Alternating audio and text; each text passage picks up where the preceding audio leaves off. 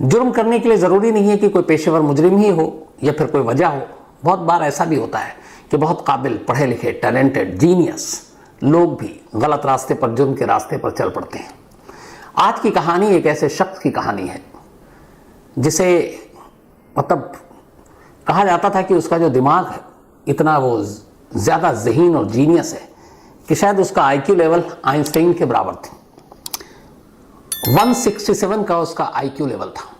एक कहा जाता है कि अगर 130 के ऊपर जिसका हो, 130 के ऊपर, मतलब वो जीनियस है। और कहाँ 167। तो ये एक ऐसे लड़के की कहानी है जो इतना ज़हीन, इतना ब्रिलियंट, जिसने हार्वर्ड यूनिवर्सिटी से पढ़ाई की, 25 साल की उम्र में ही प्रोफेसर बन गया। लेकिन फिर उसके बाद अगले 20 सालों तक उसने कैसे अमेरिकी जांच एजेंसी FBI यानी फेडरल ब्यूरो ऑफ इन्वेस्टिगेशन को नचाया, और फिर कैसे अपनी ही शर्तों पर एक तरह से खुद ही चाहते हुए वो सामने आया। क्या क्या शर्तें रखी उसने। तो ये कहानी एक ऐसे, उसको आप कह सकते हैं सिरफरे की भी है, एक टेररिस्ट की भी है, और एक जीनियस की कहानी है।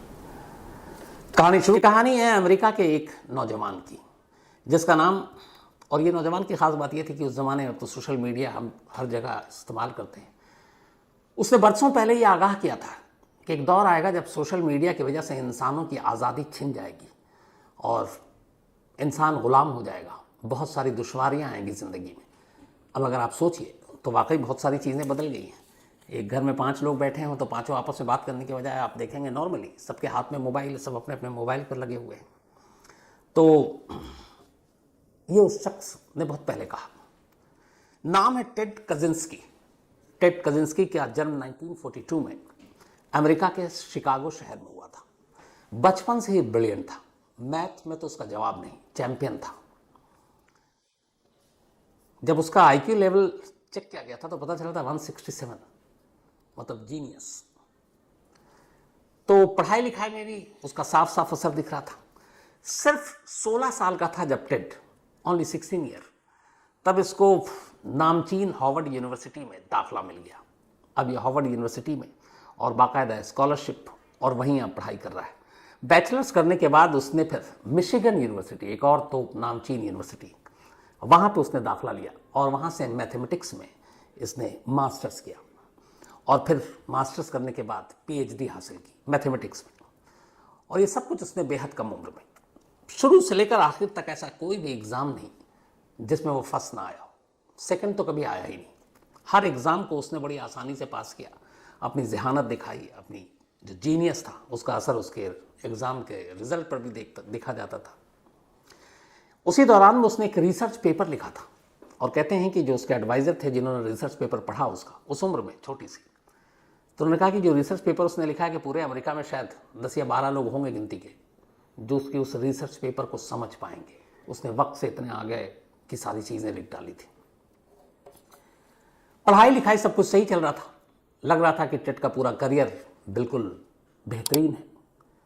PhD पूरी करने के बाद अब वो सोच रहा था आगे क्या करे, लेकिन उससे पहले उसके एक दिमाग में चीज़ आई। उसने जब ये सारे मास्टर्स, उससे पहले बैचलर्स, ये सब कुछ किया और हमेशा एग्ज़ाम में फर्स्ट आता, तो उसके दिमाग में ये था कि ये एग्ज़ाम क्या है, ये तो मतलब मेरे मेयार, मेरे स्टैंडर्ड के हिसाब से ही नहीं है, तो बहुत ही ईजी है। तो उसको बहुत बोर लगने लगा कि ये सिस्टम क्या है, एजुकेशन सिस्टम क्या है, एग्जामिनेशन क्या है। जो मैं पढ़ाई कर रहा हूँ, जो मैं सोच रहा हूँ, जो मैं लिखना चाहता हूँ, उसके मुकाबले तो ये एग्ज़ाम कुछ भी नहीं है, 10% है। तो इतना आसान, इतना हल्का एग्ज़ाम देकर मैं अपना वक्त क्यों बर्बाद कर रहा हूँ।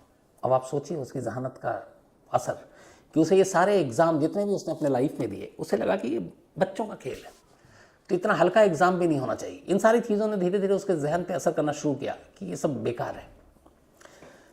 इसी के बाद PhD पूरी करने के बाद अब जो टेड है वो कैलिफोर्निया पहुंच जाता है, और वहाँ बर्कले यूनिवर्सिटी में वो असिस्टेंट प्रोफेसर की नौकरी कर लेता है। सिर्फ 25 साल की उम्र, और बर्कले यूनिवर्सिटी में कैलिफोर्निया जाकर अब वो असिस्टेंट प्रोफेसर बन गया। 25 साल उसकी उम्र थी। 1971 अब आ गया। 1971 में आते आते जब इसने असिस्टेंट प्रोफेसर की नौकरी भी कर ली, PhD भी कर लिया, सब कुछ कर लिया, उसे लगा कि जितने आसपास के लोग हैं वो जो बातें करते हैं, इन सब के पास उतनी जानकारी या जहन नहीं है, ब्रेन नहीं है, और उसे लगता था मैं सबसे अलग हूँ। ये होता है अक्सर ऐसे जीनियस लोगों के साथ। तो उसको इन सारी चीज़ों से मोह उसका भंग हो गया। अचानक उसने 1971 में बर्कले यूनिवर्सिटी से इस्तीफा दे दिया असिस्टेंट प्रोफेसर के पोस्ट से, और उसके बाद वो वहाँ से निकला और फिर मॉन्टेना स्टेट पहुँच गया। और वहाँ के एक लिंकन शहर है, उस लिंकन शहर से दूर, शहर के बाहर, जहाँ कोई बस्ती नहीं, कोई आबादी नहीं, एक वीराने में उसने एक झोपड़ी बनाई और जाकर उस सब झोपड़ी में रहने लगा। उसके घर वालों के कुछ लोगों को पता था कि टेड जो है यहाँ आ गया है, नौकरी भी छोड़ दी और अब अपना घर पेरेंट्स के साथ रहने की बजाय वो लिंकन शहर के एक दूर दराज सन्नाटे में एक झोपड़ी में रह रहा। और झोपड़ी ऐसी जगह उसने बनाई जहाँ ना बिजली है, ना पानी है, कोई भी बेसिक फैसिलिटी सुविधा नहीं है, लेकिन वो वहाँ अपने तमाम किताबों के साथ पहुँच गया। कुछ दिनों तक घर वालों ने भी पूछा, उसके बाद घर वालों ने भी कहा कि इसका दिमाग ऐसे ही है, भूल गए। अब ये अपना 1971 से आकर उस झोपड़ी में रहने लगा, अमेरिका की चकाचौंध से दूर, हार्वर्ड यूनिवर्सिटी से पढ़ा हुआ, बर्कली यूनिवर्सिटी में पढ़ाया हुआ एक जीनियस, दुनिया और आबादी से दूर एक वीराने में जाकर एक झोपड़ी में अब रहने लगता है। करीब 6-7 साल बिता देता है। अब टेड के बारे में किसी को कोई जानकारी नहीं, दोस्त भी बहुत कम थे, बहुत कम लोगों से बात करता था, तो किसी को अब कोई उसकी परवाह भी नहीं वो कहाँ है। 71 में वो उस बस्ती वीराने में गया, इंसानी आबादी को छोड़कर 6-7 साल वहीं रहा। इस दौरान पता नहीं उसने क्या क्या किया और अब लोग उसको भूल गए। 25 मई 1978 टेड के वीराने में जाने के करीब 7 साल के बाद पहली बार एक अजीब चीज़ होती है। होती यह है कि नॉर्थ वेस्टर्न यूनिवर्सिटी में एक प्रोफेसर थे, क्रिस्टन इलिनॉय। क्रिस्टन इलिनॉय ये इंजीनियरिंग डिपार्टमेंट के प्रोफेसर थे। इनके घर पे एक पोस्टल डिपार्टमेंट का एक कर्मचारी पहुंचता है और कहता है कि मिस्टर क्रिस्ट, आपके नाम पे एक पैकेट है। अब भेजने वाले का नाम नहीं, और उसमें यह था कि अगर इस पैकेट को रिटर्न करना हो तो इस एड्रेस पे आप कर दीजिए। और वो जो एड्रेस था रिटर्न करने वाला, वो मिस्टर क्रिस्ट इलिनॉय का था, जो इंजीनियरिंग के प्रोफेसर थे। अब उन्होंने पूछा ये कहाँ से आया, क्योंकि सेंडर का कोई नाम वाम नहीं। तो प्रोफेसर साहब ने जब पूछा तो पोस्टल डिपार्टमेंट के कर्मचारी ने कहा कि सर, हमें तो यूनिवर्सिटी कैंपस में रखा हुआ मिला, और चूंकि इस पर आपका नाम था कि अगर कोई ना हो तो रिटर्न यहीं करना है, तो इसलिए हम लेकर खुद चले आए। प्रोफेसर साहब को कुछ शक हुआ, उन्होंने कहा यह पैकेट मेरा नहीं है, ना मैंने किसी को भेजा है। उन्होंने फ़ौरन पुलिस को कॉल किया। पुलिस की एक टीम फ़ौरन उस एड्रेस पे पहुंचती है, घर पे उनके मिस्टर क्रिस्ट के। अब पोस्टल डिपार्टमेंट का वो कर्मचारी, प्रोफेसर साहब और पुलिस की टीम, पुलिस बड़े एहतियात से उस पैकेट को खोलती है। लेकिन जैसे ही खोलती है एक धमाका होता है। धमाका इतना ताकतवर नहीं था कि बहुत नुकसान हो, लेकिन फिर भी चोट आती है उस पुलिस अफसर को, उस पोस्टल डिपार्टमेंट के कर्मचारी को। प्रोफेसर साहब थोड़ी दूरी पर थे, उन्हें कोई चोट नहीं आती। तो उसके अंदर एक बॉम्ब था उस पैकेट में, लेकिन वो बॉम्ब बहुत ज़्यादा एडवांस नहीं था। अब ये अजीब बात थी कि एक प्रोफेसर के घर पे ये बॉम्ब किसने भेजा। पुलिस ने तफ्तीश की, लेकिन कोई ज़्यादा नुकसान हुआ नहीं था, मामूली बम था, तो उतने ज़्यादा भी कुछ पुलिस आगे नहीं बढ़ी। करीब 9-10 महीने बीत गए। 9-10 महीने तक सब कुछ शांत था। 9-10 महीने के बाद फिर ऐसा ही एक पैकेट उसी यूनिवर्सिटी के एक स्टूडेंट्स को भेजा गया। स्टूडेंट्स ने उस पैकेट को खोला तो फिर धमाका हुआ। स्टूडेंट को मामूली चोट आई। इस बार भी बम इतना ताकतवर नहीं था। अब ये 2 इंसिडेंट हो गया, लेकिन दोनों इंसिडेंट इतने मामूली थे कि पुलिस के लेवल पे इसको निपटा दिया गया। सोचा गया कि इसमें कुछ तो ऐसा है नहीं। लेकिन फिर एक तीसरा इंसिडेंट होता है, और इस तीसरे इंसिडेंट ने अमेरिका की सबसे बड़ी जांच एजेंसी FBI को मजबूर कर दिया कि वो इस केस को इन्वेस्टिगेट करे।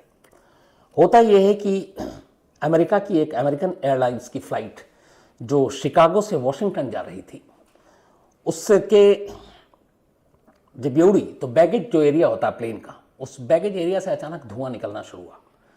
प्लेन की इमरजेंसी लैंडिंग की गई। इमरजेंसी लैंडिंग के बाद जब तलाशी ली गई बैगेज एरिया में, तो पाया गया कि एक पैकेट है और उस पैकेट से धुआं निकल रहा है, और उस पैकेट के अंदर एक बॉम्ब था। बॉम्ब फटा नहीं किसी वजह से, और इस वजह से नुकसान नहीं हुआ। अगर वो बॉम्ब फट जाता तो उस प्लेन में सवार करीब 125 मुसाफिर और क्रू मेंबर कोई नहीं बचता, क्योंकि बीच आसमान में ये बम फटता। लेकिन खुशकिस्मती से ये बॉम्ब फटा नहीं, कुछ तकनीकी खामियों के चलते। तो सिर्फ धुआं हुआ और धुआं देखकर पायलट अलर्ट हो गया। उसके बाद उसने इमरजेंसी लैंडिंग की और इन तमाम लोगों की जान बच गई। अब जब ये बात आई तब FBI तक पहुंची। जब FBI ने इस केस की तफ्तीश की तो पता चला कि जिस तरीके का ये पैकेट था उन्होंने अभी अपने डेटा बैंक से निकालना शुरू किया तो पता चला कि एक यूनिवर्सिटी के प्रोफेसर इंजीनियरिंग के एक और स्टूडेंट, इन दोनों को इसी तरीके से ये पैकेट भेजा गया था। अब FBI का ध्यान जब आया और उन्होंने देखा कि ये दोनों, इससे पहले भी ऐसी चीज़ें हो चुकी हैं, अब FBI ने मामले की तफ्तीश शुरू की। अब FBI जांच ही कर रही थी कि तभी वहाँ अमेरिका के एक यूनाइटेड एयरलाइंस के मालिक के ओनर थे पर्सी वुड, उनको भी सेम एक पैकेट मिला। पैकेट खोला गया और मिस्टर पर्सी भी इंजर्ड हो गए। मौत नहीं हुई क्योंकि बॉम्ब इतना ताकतवर नहीं था। तब ये 4 इंसिडेंट हो चुके हैं, एक प्रोफेसर, एक स्टूडेंट, एक प्लेन में और एक एयरलाइंस के मालिक के पास। अब FBI लग गई तफ्तीश में कि ये मसला क्या है। अब उन्होंने एक टास्क फोर्स बनाई कि आखिर ये कौन कर रहा है, कौन टेररिस्ट है। लेकिन तमाम कोशिशों के बावजूद उन्हें कोई सुराग नहीं मिला। बम को बनाने में कोई ऐसी चीज़ जो इस्तेमाल हुआ था वो थोड़ी सी कॉमन थी, लेकिन वो शख्स कौन था, पुलिस को लगा कि यह है तो काम एक ही शख्स का, लेकिन कौन नहीं मालूम। बम के साथ कई बार जो कुछ नोट मिले उससे भी पुलिस को कोई ख़ास कामयाबी नहीं मिली। और इसके बाद FBI जो है अपनी तफ्तीश करती रही खाली हाथ, कोई क्लू नहीं, कहीं जानकारी नहीं। अगले कई सालों तक इसी तरीके से पैकेट आते रहे, फटते रहे और FBI के हाथ खाली रहे। 1985 में भी कई ऐसे बम भेजे गए और उनमें से ज़्यादातर लोगों को चोट आई। एक ऐसा बम हुआ 1985 में जो एक कंप्यूटर स्टोर था, वहाँ के ओनर को भेजा गया और जब उसने खोला तो शायद वो बम के बेहद करीब था, उसकी मौत हो गई। तो ये पहली डेथ थी या पहला कत्ल था उस पार्सल बॉम्ब के जरिए। अब FBI, चूंकि अभी तक मामूली इंजरी थी, अब एक डेथ हुई, FBI की टीम और जोरों शोर से लगी। फिर भी 2 साल बीत गए, 85 से 87 आ गया। 1987 में FBI को पहली बार एक क्लू मिलता है। एक जो बॉम्ब भेजा गया था एक और जगह पे जहाँ पे इंजरी आई एक शख्स को उस पैकेट को खोलते हुए, तो वहाँ का एक CCTV फुटेज मिला। उस CCTV फुटेज में एक शख्स था।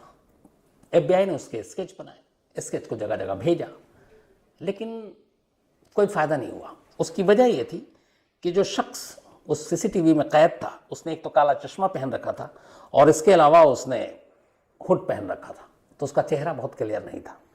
तो इस CCTV फुटेज की वजह से भी FBI को कोई कामयाबी नहीं मिली। 1987 में ये CCTV फुटेज मिला। इसके बाद 6 साल और बीत गए, 1993 आ गया। इसी तरीके से बॉम्ब लोगों को भेजे जाते रहे और ये सिलसिला रुका नहीं। इस पूरी तफ्तीश के दौरान FBI ने जितने भी जो भी उसको क्लू मिलता वो उस पर तफ्तीश करती, लेकिन कोई फ़ायदा नहीं। इस दौरान 1994 आ गया। एक वकील को एक पैकेट मिला इसी तरीके का। वकील ने पैकेट खोला और उस वकील की मौत हो गई। पैकेट के साथ एक नोट था। उस नोट में लिखा था कि ये वकील एक ख़ास तेल की कंपनी है, उसके लिए काम करता है और इसीलिए इसको ये सज़ा दी जा रही है। इसके बाद 1995 में एक लकड़ी के बहुत बड़े कारोबारी थे अमेरिका के, उनको भी ऐसे ही पैकेट मिला। उन्होंने भी खोला। इस बार खोलते ही धमाके में उनकी भी जान चली गई। करीब करीब 17 साल अब हो चुके थे जो पहला इंसिडेंट हुआ था यूनिवर्सिटी के प्रोफेसर के बाद, और इन 17 सालों में दर्जनों ऐसे पार्सल बम भेजे गए। 3 लोगों की मौत हो चुकी थी, दर्जनों घायल हुए थे। तमाम कोशिश कर ली, लेकिन FBI को कोई सुराग नहीं मिल रहा है। अब इसी के बाद ही FBI ने फिर, प्रेशर तो था ही, अब उन्होंने सारे इंसिडेंट्स को एक साथ जोड़कर नए सिरे से कहा कि अब इसकी जांच करते हैं। अब पहले इंसिडेंट से लेकर आखिरी इंसिडेंट तक की उन्होंने कड़ियाँ जोड़ी। कड़ियाँ जोड़ने के बाद अब उन्होंने पहली बार इस केस को नाम दिया यूनाबॉम्बर। यूनाबॉम्बर मीन्स यूनाबॉम्ब। यूनाबॉम्ब यानी यूनिवर्सिटी एंड एयरलाइन बॉम्बर। उसकी वजह ये थी जो इन्होंने नाम दिया यूनाबॉम्बर कि इंसिडेंट शुरुआत जो हुई थी वो यूनिवर्सिटी से हुई और उसके बाद प्लेन में बॉम्ब रखा जो फटा नहीं, एक एयरलाइंस के मालिक को पैकेट भेजा जो मरा नहीं। तो कहीं ना कहीं अब FBI की जो जांच थी वो इस बात पे थी कि जो भी ये कर रहा है, जो बॉम्बर है, जो टेररिस्ट है, उसका या तो यूनिवर्सिटी से कोई लेना देना है जहाँ से उसकी कोई दुश्मनी है या कोई कहानी है, और या फिर वो एक तरह से एयरलाइंस का कोई मैकेनिक या इंजीनियर है और एयरलाइंस के साथ उसका कोई मतभेद है या कोई परेशानी है। अब इसके बाद FBI ने यूनिवर्सिटी से तमाम ऐसी जानकारी कि ऐसा कौन हो सकता है जिससे यूनिवर्सिटी से गुस्सा है, नफरत है, कोई फायदा नहीं हुआ, कोई उसका नाता नहीं मिला इस गुमनाम हमलावर का। अब उसके बाद उन्होंने तमाम एयरलाइंस के जो मैकेनिक हैं, प्लेन मैकेनिक, उनके बारे में जानकारी जुटानी शुरू की। वहां से भी हाथ खाली, कुछ जानकारी नहीं मिली। अब हर तरफ से हार कर FBI ने आखिरकार $10 लाख के इनाम का ऐलान कर दिया कि शायद अब पब्लिक की मदद से उसका राज फाश और उसे हम पकड़ सकें, जो पिछले 17-18 सालों से FBI को बेवकूफ़ बना रहा है। अब $10 लाख छोटी मोटी रकम नहीं थी, करीब करीब आज के ज़माने में देखें तो 8-8.5 करोड़ रुपए उस वक्त। तो अब $10 लाख के इनाम का ऐलान, FBI को लगा कहीं से कोई जानकारी मिलेगी, लेकिन फिर वक्त बीता और कोई जानकारी नहीं। 20 साल करीब हो गए थे, FBI के हाथ खाली थे। वो गुमनाम हमलावर जो पैकेट में बॉम्ब भेज रहा है, क्यों भेज रहा है ये तक पता नहीं, कहाँ रहता है वो, कुछ जानकारी नहीं। $10 लाख का इनाम भी खाली, अभी तक कोई आगे आया नहीं। तभी 1995 में अचानक एक घटना घटती है। 1995 के दिन न्यूयॉर्क टाइम्स समेत 2 या 3 और अखबारों को एक लेटर मिलता है। एक गुमनाम खत था, न्यूयॉर्क टाइम्स और बाकी 2-3 न्यूज़पेपर को। इस लेटर के साथ एक मैनिफेस्टो था, जैसे चुनाव में होता है घोषणा पत्र, ये करो, ये करो, ये हम ये करेंगे जीतने के बाद। अब उस लेटर में धमकी थी और साथ में एक मैनिफेस्टो, घोषणा पत्र। धमकी ये दी गई थी कि अगर इस मैनिफेस्टो को नहीं छापा तो ये पार्सल बम के हमले जारी रहेंगे, और अगर छाप दिया तो ये हमले रुक जाएंगे। अब उसके साथ जो मैनिफेस्टो था उसमें बहुत लंबी लंबी चौड़ी बातें लिखी हुई थी, लेकिन जो उसका जिस था, जो समझ था, वो ये था कि ये जो इंडस्ट्रियल रिवोल्यूशन हुआ है और ये जो नई नई टेक्नोलॉजी और तकनीक आई है, इसकी वजह से अब पूरा जो इंसान है इन्हीं टेक्नोलॉजी पे डिपेंडेंट होकर रह गया, निर्भर होकर रह गया है, और इंसान ने इन टेक्नोलॉजी की वजह से अपनी आज़ादी खो दी है। और इसीलिए उन्होंने, जब इंसान इस टेक्नोलॉजी का गुलाम हो गया, अपनी आज़ादी खो दी, तो ऐसे में इंसानों को जगाने के लिए धमाके ज़रूरी है। ये लाइन उस धमकी, जो खत था कि हम टेक्नोलॉजी के गुलाम हो चुके हैं और हमने अपनी आज़ादी खो दी है, और इंसानों की इस खोई आज़ादी को जगाने के लिए धमाके ज़रूरी हैं ताकि वो इसके गुलाम न बने। और साथ में अब मैनिफेस्टो के इसमें ये होना चाहिए, ये होना चाहिए। अब ये सारे लेटर न्यूज़पेपर के थ्रू FBI तक पहुँचे। FBI जो 20 साल तक उस बंदे को ढूंढ नहीं पा रही कि कौन है। अब FBI और अमेरिका किसी टेररिस्ट के साथ नेगोशिएशन नहीं करती, बातचीत या समझौता नहीं करती, ये उनका अपना रूल है, उसूल है। लेकिन अब यहाँ ये था कि एक शख्स 20 साल से बॉम्ब पे बम भेज रहा है, 3 लोग मारे जा चुके हैं, कई इंजर्ड हो चुके हैं, और अब वो अखबार पे मैनिफेस्टो भेज रहा है और कह रहा है कि अगर आप ये छाप देते हो तो फिर हमला रुक जाएगा। मीटिंग हुई, आला अफसरों से मंजूरी ली गई। फिर ये तय हुआ कि चूंकि इसको छापने में कोई नुकसान है नहीं, क्योंकि इसमें कोई ऐसी भड़काऊ बात नहीं है, कायदे से जो बातें लिखी थी वो बहुत ही, मतलब एक तरह से इंसानों की भलाई के लिए थी, तो उसमें ऐसी कोई चीज़ नहीं थी जो छापने से नुकसान हो सकता, बल्कि उसमें कुछ अच्छी चीज़ें थी, उससे इंसानों का भला होता। और फिर उसने ये भी लिखा था कि अगर आप ये छाप दोगे तो हमले रुक जाएंगे। लेकिन FBI को ये भी लगा कि अगर इस मैनिफेस्टो को छापते हैं तो क्या पता उसकी जो राइटिंग है, जिस तरीके से उसने लिखा है, शायद उससे कोई क्लू मिले, उसको पढ़ने के बाद अखबारों में कोई सामने आए और बताए कि ये ऐसा कौन लिख सकता है। तो FBI ने आखिरकार अपने आकाओं से इजाज़त ली और अखबारों को इजाज़त दी कि आप इस मैनिफेस्टो को छापो। इसके बाद न्यूयॉर्क टाइम्स समेत तमाम अखबारों में ये मैनिफेस्टो छपा, और साथ में खबर कि ये उसी पार्सल जो बॉम्ब भेजता है उसी का ये खत, ये धमकी है और ये मैनिफेस्टो है, और ये हम छाप रहे हैं। अब अखबार में छपने के बाद FBI उम्मीद करने लगी, इंतज़ार करने लगी कि कोई तो आएगा जो शायद इस मैनिफेस्टो, उसकी राइटिंग, वो जिस तरीके की बातें लिख रहा है, उससे कोई क्लू दे जाए कि वो बंदा कौन हो सकता है, उसकी भाषा, उसकी लैंग्वेज के ज़रिए। लेकिन दिन पर दिन बीतते गए, FBI के हाथ अब भी खाली, कोई सामने नहीं आ रहा। करीब 6 महीने बीत गए। 6 महीने के बाद एक शख्स जिसका नाम था डेविड कजिंस्की, ये अचानक FBI के दफ्तर पहुंचता है और जाकर कहता है कि ये जो 6 महीने पहले न्यूज़पेपर में ये मैनिफेस्टो और ये लेटर छपा था, उस पूरे मैनिफेस्टो की भाषा, उसकी लैंग्वेज, वो किसकी है मैं जानता हूँ। FBI हैरान, पहले तो पूछती है कि आपने अखबार 6 महीने पहले पढ़ा, आप क्यों आ रहे हो। उसने कहा पढ़ते ही मुझे अगले ही दिन अंदाज़ा हो गया था कि ये कौन कर सकता है। लेकिन पहले मैं कंफर्म करना चाहता था और इसलिए मैंने एक प्राइवेट जो है इन्वेस्टिगेटर हायर किया और उसकी मदद से मैंने फिर पूरा रिसर्च करना शुरू किया। और अब मुझे आज सुबह ही एक कंफर्मेशन मिला कि मैं गलत नहीं हूँ, जिसने ये भेजा है मैं उसको जानता हूँ और इसीलिए आपके पास आया। तो उसने पूछा कौन है? डेविड ने बताया कि वो मेरा भाई है, टेड कजिंस्की। वही टेड कजिंस्की जो एक जीनियस मैथ का, जो हार्वर्ड में पढ़ा हुआ, जिसे इस दुनिया के इम्तिहान बच्चों के खिलौने टाइप लगते थे कि ये क्या एग्ज़ाम है जो इतनी आसानी से मैं पास कर जाता हूँ। अब जब उसने बताया तो FBI ने कहा कि ठीक है, लेकिन वो सिर्फ डेविड के कहने पर गिरफ्तार नहीं कर सकती थी टेड को। FBI ने कहा हम अपनी तरफ से भी सबूत हासिल करेंगे। फिर उसने बताया कि वो शहर के बाहर एक झोपड़ी में रहता है पिछले 7-8 मतलब बरसों से, 1971 से ही करीब। अब इसके बाद, और ये 95 आ चुका था, FBI ने अब कहा कि उसके पीछे जांच करते हैं पहले। अब FBI जांच में जुट गई। FBI अभी पुख्ता सबूत जुटा रही है। लेकिन इसी दौरान में गलती से ये जो डेविड कजिंस्की ने सारा खुलासा किया था, उस प्राइवेट इन्वेस्टिगेटर को जिसने हायर किया था, उसका एक दोस्त मीडिया में था। उसने उसको ये खुलासा कर दिया कि पार्सल बॉम्बर की निशानदेही हो चुकी है, उसका नाम ये है, उसका भाई ये है। न्यूज़ चैनल में ये खबर चल गई। अब जैसे ही खबर चली, FBI को लगा कि इस खबर के बाद हो सकता है टेड अलर्ट हो जाए और भाग जाए। इसके बाद उनके पास कोई रास्ता नहीं था। खबर चलते ही अगले कुछ ही घंटों के अंदर वो भागकर उसी वीराने में पहुंचते हैं, उस झोपड़ी में। वहाँ जाते हैं, टेड वहाँ आराम से बैठा था, उसे अपने साथ ले जाते हैं। बाद में उस झोपड़ी की तलाशी लेते हैं।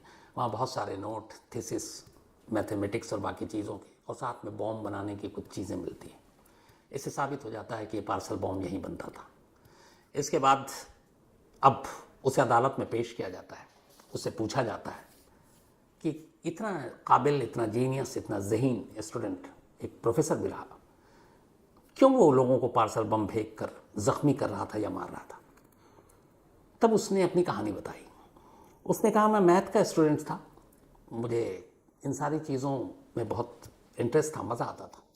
लेकिन इत्तेफाक से जो हमारा एजुकेशन सिस्टम है उसमें एक साइकोलॉजी भी थी हमारे लिए, एक ऑप्शनली है, उसको कहें आप सब्जेक्ट। तो बोला मेरा उसमें कोई इंटरेस्ट नहीं था, लेकिन चूंकि एक सिस्टम है यूनिवर्सिटी की, एक डिग्री हासिल करने के लिए, एक बैचलर या फिर मास्टर, तो उसमें कई चीज़ें होती हैं। तो उसने कहा कि मुझे जबरन उस जो साइकोलॉजी का है उसकी क्लास अटेंड करनी पड़ती थी। लेकिन वो क्लास अजीब होती थी। वहाँ पे जैसे मुझे गाली दिया जाता या मुझे थप्पड़ मारा जाता, और वो इसलिए नहीं कि वो मुझसे दुश्मनी थी, बल्कि इसलिए ताकि जब वो मुझे गाली दे रहे हैं, मुझे अब्यूज़ कर रहे हैं, बुरा भला कह रहे हैं या मुझे थप्पड़ मार रहे हैं, तो मेरे चेहरे का रिएक्शन क्या, हाव भाव क्या, उसे कैमरे में कैद कर रहे हैं। फिर बाद में दिखाते थे कि देखो जब तुम आए तो ऐसे नॉर्मल थे, तुमसे हाय हेलो किया तो तुम्हारे चेहरे का रिएक्शन ये था, थप्पड़ मारा तो अचानक तुम्हारा चेहरे का रंग यूँ बदला, गाली दी तो तुम्हारे चेहरे का रंग यूँ बदला। तो बोले ये चीज़ें मुझे बहुत बुरी लगती थी। धीरे धीरे उसके अंदर ये बात एक बैठ गई कि शायद ये उसका इंसल्ट या बेइज्जती कर रहे हैं। और इसके बाद फिर लड़कियों की तरफ भी उसको इन चीज़ों की वजह से लगा कि शायद लड़कियां जो हैं उसकी बेइज्जती कर रही हैं इन ऐसे वीडियोस को देखकर। उसे लगा कि ये सब बेकार है।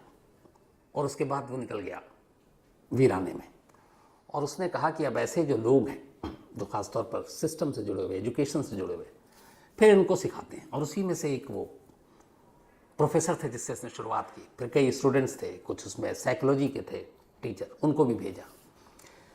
पर उसने अपना जुर्म कबूल कर लिया। 4 मई 1998 इत्तेफाक से, ये भी मई का महीना है, 4 मई 1998 को टेड ने अपने सारे जुर्म कबूल किए। 3 मर्डर थे, बाकी इतनी सारी जो उसने ज़ख्मी किया था लोगों को। एक प्लेन तो बच गया अगर वो ब्लास्ट हो जाता तो फिर उसके ऊपर अदालत ने मुकदमा चला और फैसला सुनाया गया। टेड को उम्र कैद की सज़ा सुनाई गई, यानी कि जब तक वो जिंदा है जेल में रहेगा। 1998 में ये सज़ा सुनाई गई थी। 25 साल हो गए। टेड अभी जेल में है। इसके आगे जो भी अपडेट होगा मैं आप तक ज़रूर पहुंचाऊंगा। लेकिन एक जीनियस का ये हश्र वाकई अफसोस होता है, जिसका IQ लेवल कहते हैं कि आइंस्टाइन